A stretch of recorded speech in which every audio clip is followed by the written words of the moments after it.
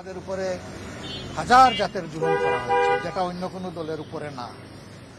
সবার লোক মারা গেছে, কিন্তু আমাদের লোককে দফায় দফায় ফাঁসি দেওয়া হয়েছে। জেলের ভিতরে আমাদের সিনিয়র নেতৃবৃন্দকে খুন করা হয়েছে। সর্বশেষ খুনের শিকার হয়েছেন আল্লামা দিলওয়ার হোসেন সাঈদ, সবাই আপনারা জানেন। তো এগুলো আমাদের দুঃখ পেত। আমাদের অফিসগুলা সিলগালা করে রাখা হয়েছিল, আমাদের নিবন্ধন কেড়ে নেওয়া হয়েছিল, শেষ মুহূর্তে এসে আমাদেরকে নিষিদ্ধ করা হয়েছে। এগুলো আর কারো করা হয়নি। বোলডোজার দিয়ে কোনো দলের নেতাকর্মীদের বাড়ি ভাঙা হয়নি, কিন্তু আমাদের বাড়ি ভাঙা হয়েছে।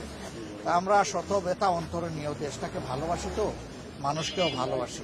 এই জন্য আমরা সিদ্ধান্ত নিয়েছিলাম যে আমরা দল কিংবা ব্যক্তি পর্যায়ে কোনো প্রতিশোধ হব না, তবে অবশ্যই আইনের মাধ্যমে প্রতিকার চাবো।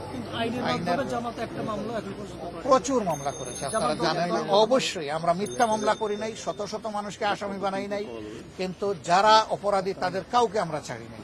তাদের নাম সুনির্দিষ্ট উল্লেখ করে, তাদের অপরাধের সুনির্দিষ্ট ধরন উল্লেখ করে আমরা মামলা করেছি। আমরা সেই ন্যায় বিচারটা দেখতে চাই, দোয়া করেন সেই ন্যায় বিচার শুধু আমরা না, জাতি যেন পায়। এই যে 24-এর আন্দোলনে যারা শহীদ হলো, যারা পঙ্গু আহত হলো, যারা জীবনের তরে জিন্দা শহীদ হয়ে এখন বিছানায় পড়ে আছে, কাতরাচ্ছে, বন্ধ হয়ে, প্যারালাইজড হয়ে, তারা যেন ন্যায় বিচারটা পায়।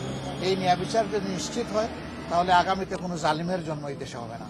কিন্তু যদি ন্যায় বিচার নিশ্চিত না হয়, তাইলে দফায় দফায় জালিম আরো ভয়ঙ্কর রূপ ধারণ করে জাতির সামনে আসবে। আল্লাহর কাছে আশ্রয় চাই সমস্ত জীবন থেকে।